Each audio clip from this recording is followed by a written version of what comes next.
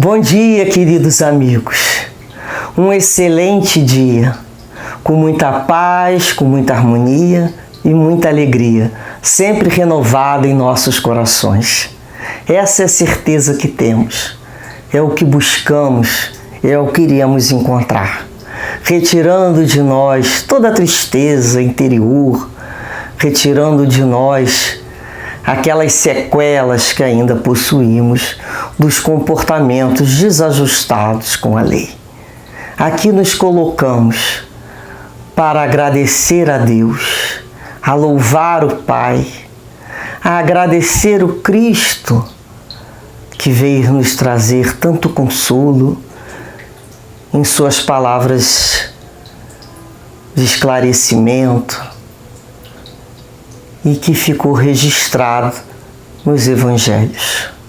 Agradecidos somos aos mentores e guias espirituais que nos foram fiadores desta reencarnação e por isso não podemos perder a oportunidade de crescermos um pouquinho mais a cada dia, de nos aperfeiçoarmos sempre para um entendimento maior. Que dessa maneira, então, com a certeza desse amparo espiritual em cada um de nós, em nossas casas, em nossas vidas, hoje iremos, no livro Fonte Viva, realizar a leitura de número 82, que tem como título Quem serve, prossegue. E Emmanuel nos traz o Evangelho de Marcos, no seu capítulo 10, versículo 45, em que Jesus disse: O Filho do Homem não veio para ser servido, mas para servir. A natureza, em toda parte, é um laboratório divino que elege o espírito de serviço por processo normal de evolução. Os olhos atilados observam a cooperação e o auxílio nas mais comezinhas manifestações dos reinos inferiores. A cova serve à semente. A semente enriquecerá o homem. O vento ajuda as flores, permutando-lhes os princípios da vida, e as flores produzirão frutos abençoados. Os rios confiam-se ao mar, e o mar faz a nuvem fecundante.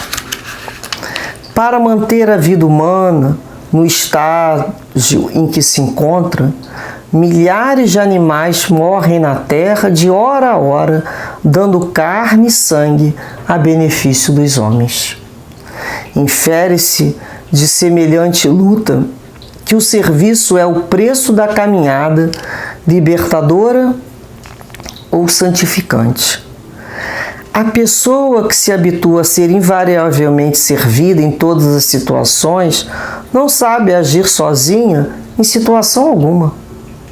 A criatura que serve pelo prazer de ser útil progride sempre e encontra 1000 recursos dentro de si mesma na solução de todos os problemas. A primeira cristaliza-se e a segunda desenvolve-se. Quem reclama excessivamente dos outros por não estimar a movimentação própria na satisfação de necessidades comuns, acaba por escravizar seus servidores, estragando o dia quando não encontra alguém que lhe ponha à mesa. Quem aprende a servir, contudo, sabe reduzir todos os embaraços da senda, descobrindo trilhos novos. Aprendiz do Evangelho que não improvisa a alegria de auxiliar os semelhantes, permanece muito longe do verdadeiro discipulado, porquanto o companheiro fiel da Boa Nova está informado de que Jesus veio para servir e desvela-se a benefício de todos até o fim da luta. Se há mais alegria em dar em que receber, há mais felicidade em servir que em ser servido. Quem serve, prossegue. Como não precisamos de uma lição dessa? Como podemos, numa reencarnação, dispensar esse foco específico para a atividade de servir? Repare que ele já fala, o espírito de serviço é um processo natural de evolução. Se eu não tenho espírito de serviço, como é que eu vou evoluir? Como é que eu vou progredir se eu não tenho espírito de serviço? Jesus não disse que veio para servir e não para ser servido? A gente lembra dele, né, na última Páscoa, enquanto ele se cingiu com panos à maneira de um escravo e lavou o pé dos discípulos? O que ele se coloca? O que Jesus veio aqui no planeta Terra, né, encarnar e trazer todo esse ensinamento, se não foi para nos servir, para nos deixar um conhecimento como uma bússola que nos daria uma direção correta de como temos que nos movimentar diante a vida. Então a palavra é serviço. A natureza o tempo todo nos demonstra trabalho e serviço. Nós já paramos para reparar, tudo é movimento. Aquele que acha que vai desencarnar e vai ficar deitado numa nuvenzinha, até vai ficar mesmo, até cansar de ficar deitado lá na nuvem. Um dia cansa, né? Tudo cansa. As outras pessoas vão prosseguir e vai ficar ali parado, porque não desenvolveu o sentimento de trabalho dentro de si. E trabalho não é carregar pedra só não, não é suadeira não. Tudo é trabalho. Então é serviço. Talvez muitas criaturas ficaram com as suas mentes e seus pensamentos ensombreados sobre a palavra trabalho. Não chegaram a compreender o que é trabalho, a importância do trabalho. Muitos de nós, espíritos que viveram, né, em situações talvez de reino, né, de império, ou que fizeram parte de corte, ou que tiveram uma situação mais abastada em outras reencarnações, foram servidos por outros. E muitas sociedades, né, era desonroso falar que trabalhava. Uma vez eu li um livro, né, a colocação lá da sociedade da Rússia, que uma pessoa lá da aristocracia ficou sem dinheiro, mas não podia, era vergonhoso. Sabia que ele teria que trabalhar. Quantos de nós aqui tem vergonha de dizer que trabalha? Tem vergonha de ganhar o pão? Por que será?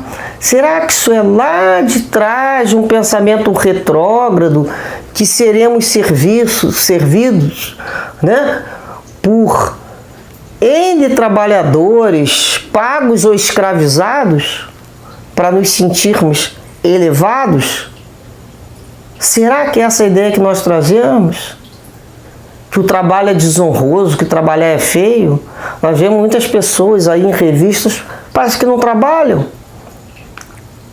Será que nós já compreendemos que não existe vida com evolução sem o trabalho? Vamos atentar, vamos reformular essa ideia de trabalho. É preciso que a gente entenda a necessidade do trabalho. Então ele fala aqui, olha, vamos observar a cooperação, o auxílio e o serviço em todos os reinos. O mineral, a terra ali servindo de cova, a semente vai se tornar lá uma planta que vai nos oferecer o que? Alimento a nós e a outros dentro do reino animal.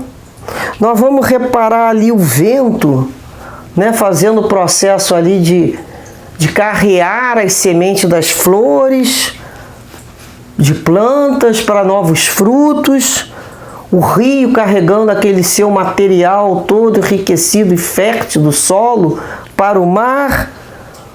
O mar, a grande fonte de oxigênio que nós possuímos é do mar. Então, quando vem aquelas brisas marinhas, chegam naquelas florestas que são mais próximas ao mar, muitas vezes encontra-se naquele terreno sedimentos que são do fundo do mar. Então nós vamos observar quantos animais e quanto do reino vegetal sofre para que nós estejamos vivos.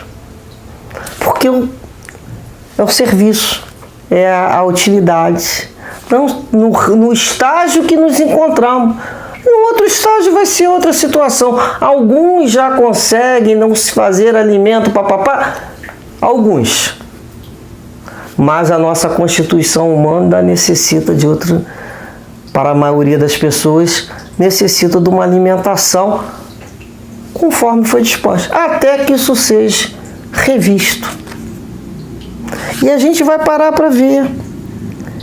A pessoa que foi habituada a ser servida, ela não sabe agir sozinha em lugar nenhum. E é verdade mesmo.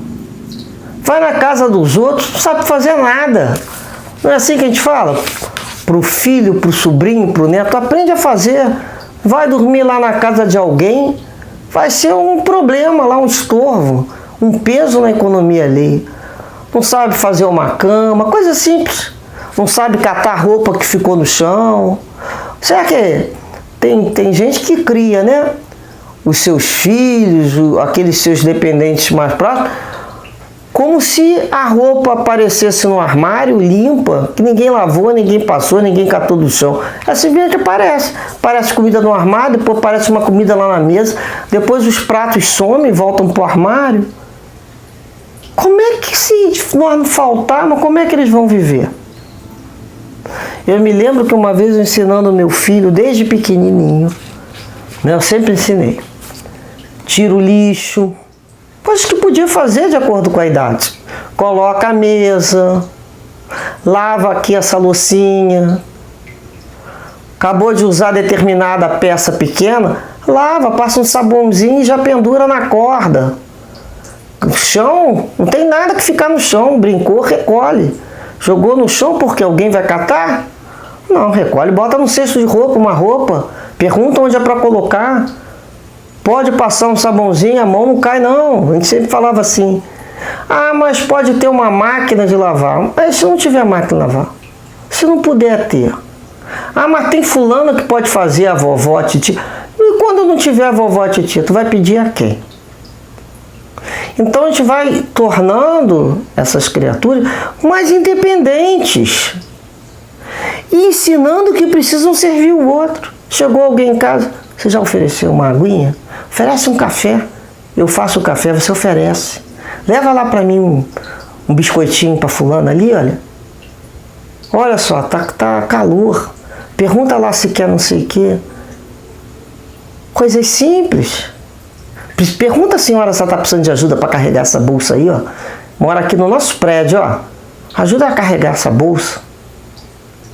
Mas faz com alegria. Cara emburrada, não. Agradece por estar sendo útil. Agradece que ela vai te devolver um baita de um sorriso. E é assim. Nasce pronto? Não nasce, não. Tem sempre alguém atrás ensinando esse tipo de coisa. Vamos dividir esses brinquedos, já tem muito. Vamos dividir esse bolo, vamos dividir, vamos levar. Tem alguém que nos ensina. É isso que o Espírito Emmanuel está fazendo, nos ensinando. Então a gente tem pessoas que chegam na nossa casa que a gente pensa assim, fulano nasceu quadrado, né? Por que quadrado? Porque não sabe se virar. A gente nasce meio bolinha, já viu que a gente nasce bebezinho, meio gordinho, para se virar na vida. E tem gente que não sabe, não tem vontade de saber, nem sabe que pode saber aquilo ali. E é triste porque alguém vai ter que ensinar. Vai ter um coleguinha lá do colégio que vai ensinar fulano. Vai ter um outro bicudinho lá que vai ensinar. E quando a gente tem a vontade e o prazer de ser útil, a gente encontra 1000 recursos. As soluções vão aparecendo. Vamos ajudar o outro. Como é que a gente ajuda? Fulano quer isso. A gente tem vontade de ser útil. Paramos para pensar que o outro está nos dando a oportunidade de ser útil. É uma oportunidade. Vamos aproveitar essa oportunidade. Então, quem não sabe servir vai ficar cristalizado em si mesmo, no seu mundinho, vai ficar ilhado. Porque a gente já pensa assim, fulano, não vou nem levar para tal local, porque isso é um problema. Não tem aquelas pessoas que conseguem comer e não retirar o seu próprio prato, o seu próprio copo? Eu, particularmente, fico vexada pela pessoa, poderia dizer isso. Porque, olha só, a menos que a pessoa tenha um problema que não está podendo carregar. Mas são coisas muito simples. Então, a gente olha para o outro e fala assim, vai vir alguém aqui tirar isso? E a gente, quando está na casa da gente, se for uma visita, a gente tem que fazer. Uma visita que eu falo não é de momento, uma visita para ficar mais tempo. Então a gente começa a reparar que esse comportamento não agrega. A gente pensa logo, isso aí não agrega. Isso é complicado. Isso vai dar mais trabalho do que outra coisa. Vou lá te ajudar, vou ficar lá contigo. A gente já pensa assim, né? Vai dar mais trabalho do que outra coisa. Porque a criatura nasceu com os braços, parece, colados. Tem gente que nasce com o braço colado aqui, já viram? A pessoa fala com você, tá com o braço assim colado. Você quer ajuda? Eu não sei nem como eu vou te ajudar. Aí tem vontade de falar assim, liberta esses teus braços primeiramente, né? Solta esses braços. A gente não vai meter a mão no braço do outro. Mas a gente pensa, liberta-lhe os braços. Bota esses 10 dedos aí para funcionar. Bota a cabeça para pensar que no instantinho vai encontrar uma forma de ser útil. Coisas pequenas. Então, essas pessoas que estão sempre dependendo dos outros para ser servidos em tudo, eles acabam escravos, porque eles não sabem sobreviver. Né? Eles vão aprender de uma forma muito difícil. E se há mais alegria em dar do que receber, há muito mais alegria em servir do que ser servido. Como é bom servir o outro, né? Que o outro fica feliz, a gente faz um afago no outro. E a gente pensa assim, eu não nasci para isso, né? Eu gosto mesmo, eu sou servido porque eu mereço. Não tem gente que não pensa isso, eu mereço. Se você merece progredir, você merece aprender a servir. E aí a gente lembra assim de algumas almas. Chico Xavier, escrevendo aqueles livros todos. Será que ele teve algum aprendizado sobre esse serviço? Eu não poderia deixar aqui de relatar para vocês, no livro Chico e Emmanuel, do Carlos Bacelli, um momento em que ele fala que vai contar um episódio, um fato curioso, que redundou numa lição muito grande para ele. Ele conta, né? É que no princípio dos meus felizes contatos com o nosso Emmanuel, no ano de 1931, foi logo no início. Há, portanto, 32 anos que ele vai contar essa história aqui. Certa noite a nossa reunião havia terminado mais ou menos de manhã. Reunião lá do Centro Espírita. Então ele saiu 1h da madrugada e já certamente tinha trabalhado durante o dia, lá onde ele era funcionário público, ele tinha que trabalhar, e foi depois para a casa espírita e voltou para a residência dele, para tentar dormir, mais ou menos 1h da manhã. Quando abri a porta, encontrei então um caso desagradável. Imagina Chico abrindo a porta da casa dele e encontrou um caso desagradável. O que foi? É que a nossa casa contava com 2 gatos muito queridos. E esses 2 gatos haviam naturalmente, naquela noite, sofrido vamos dizer, uma indigestão. E tinha deixado a nossa sala num estado muito difícil, porque ela estava muito suja. E do gato fede, né, gente? Os gatos haviam defecado na sala, isso é Chico falando, num espaço relativamente grande. Então, sentindo as exalações daquelas matérias que estavam espalhadas pelo chão, eu me lembrei da moça que trabalhava conosco em nossa casa, na cozinha, e disse comigo mesmo: vou chamar essa nossa companheira de serviço e vou pedir para ela que ela faça uma limpeza de manhã. Uma limpeza correta, porque a sala estava numa situação muito desagradável. Ele lembrou da moça, né, que trabalhava. Era 1h da manhã, né? Deixar isso para amanhã. Então, no mesmo instante, eu vi o nosso Emanuel materializado ao meu lado e me disse: mas você, que vem de uma reunião espírita cristã, que tratou do espiritismo em nome de Jesus Cristo, em nome de Allan Kardec, está fugindo da sua obrigação, exigindo que uma pobre menina que já está fatigada por haver trabalhado com panelas nos tanques para que não te faltasse comida, para que não faltasse a família roupa lavada, você vai exigir que ela venha limpar esta casa, quando é sua obrigação limpar este chão e restituir esta sala tão limpa à família como você ensina no centro espírita? Você vai pegar um pano, vai trazer água e sabão e vamos lavar. E aí Chico fala: eu fui buscar água, sabão e pano e já fomos lavando. Ele perto de mim. E quando eu achava que já estava terminada a tarefa, ele dizia: não, a sala ainda tem odores desagradáveis, tem que lavar direitinho, de maneira que ninguém nem saiba que esses gatos erraram aqui hoje.